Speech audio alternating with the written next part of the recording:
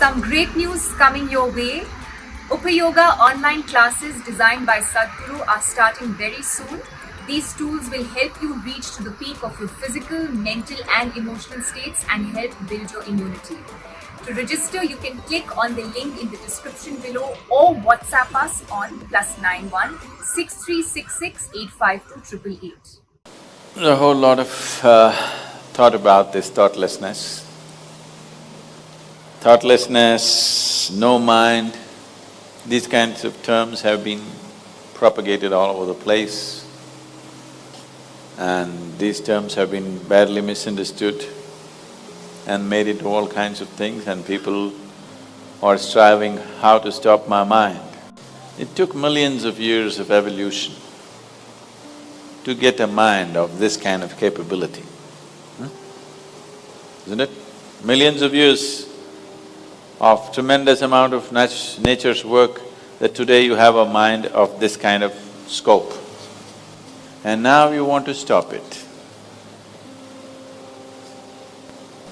You don't mind if your heart is beating, you can meditate.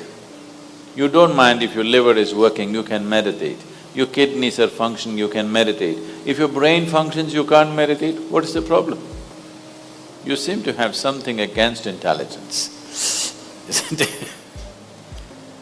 This is the conspiracy of the stupid against human intelligence, that to meditate means your brain must be frozen. No. You don't have to freeze your brain. You need to understand this. Why your mind is going on with uncontrollable, endless thought is, you're identified with things that you're not. The moment you get identified with something that you are not, then mind is non-stop activity. You're identified with too many things and you're trying to stop your mind, I'm telling you, if you try for 1,000,000 years, it's not going to happen. It cannot happen. You want flowers in your garden, what do? Flower, flower, flower, flower meditation. Now, flower is a consequence, fragrance is a consequence, it is not something that you do. Similarly, meditation is not something that you do.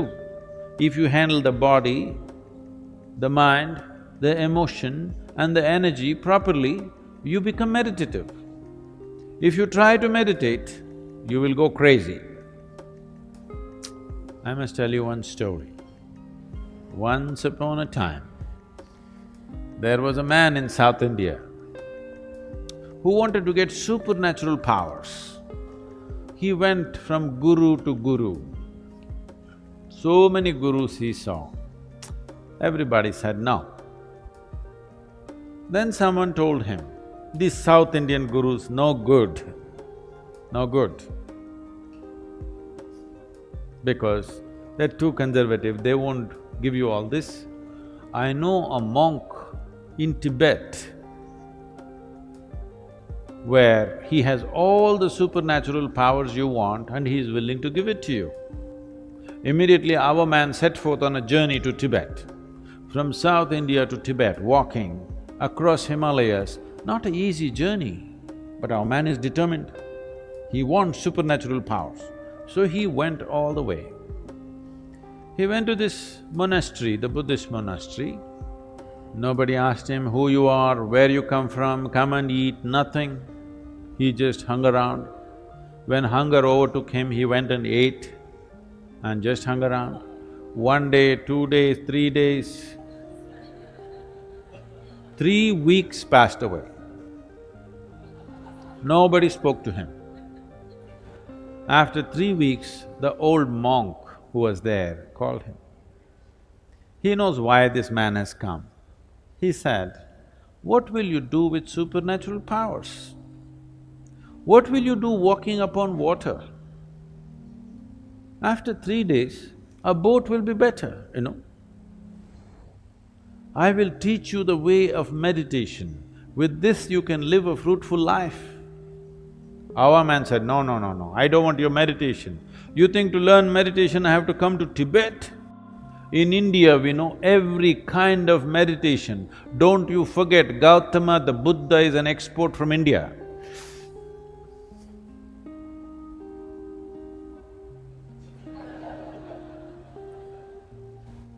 In many ways, the monk tried to dissuade him, but our man was determined, I want supernatural powers. Then the monk said, okay, if you must have it, tomorrow morning, 4 o'clock, take a dip in the river and come here. Let's see what we can do. The secrets of supernatural, I will give it to you. Our man went 4 o'clock in the morning, had a dip in the river. This is not South India, this is Tibet. Temperatures are all minus. He took a dip, turned half blue. He went and sat in front of the monk. The monk looked at his condition and his determination. He said, see, this is very simple. There are 3 mantras. You utter these 3 mantras 3 times over, all the supernatural will be yours. Shall I reveal the mantras to you? Buddham sharanam gacchami, Dhammam sharanam gacchami, Sangham sharanam gacchami. These 3 mantras 3 times over you utter, all the supernatural is yours. Only thing is, when you're uttering the mantra, you should not think about a monkey. Our man came out of the monastery really jumping with joy. The fool of a monk revealed all the secrets of supernatural, and he tells me, don't think about a monkey. What does he know about my culture? Here we think of Vedas, Upanishads, Brahma Sutras, these are all the great scriptures. Why will I think about a monkey? Am I a hunter? I have not seen a monkey in the last 10 years. Like this, thinking about monkeys, he came down to the Indian part of Himalayas. There is a sacred river in India, you heard of this? He came down to the sacred river Ganga, had a dip in the river, sat down. Buddham, monkey. Monkey means another dip in the river. Sat down, Buddham, monkey, another dip in the river. Buddham, monkey, another dip in the river. In various yoga postures he tried. Bu means monkey comes. 1 week of intense practice, he came to your place, he does not have to do anything. Only monkeys, inside monkeys, outside monkeys, a universe full of monkeys. Now, he could not sit, stand or sleep, monkeys everywhere, inside, outside, everywhere monkeys. Now he went back, all the way back to Tibet once again. He went to the monk and said, I don't want your supernatural powers, first relieve me from these monkeys. Now, this is the nature of your mind. If you say, I don't want something, only that will happen in your mind, isn't it? Only monkeys. No, don't think of a monkey. No, you cannot think of a monkey. Only monkey. The more you do that, more monkeys will happen.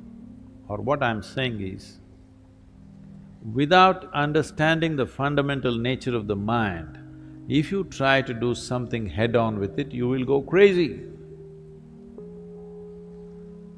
So many things that you think you want to forget, you will never forget. Things that you want to remember, you always forget, isn't it?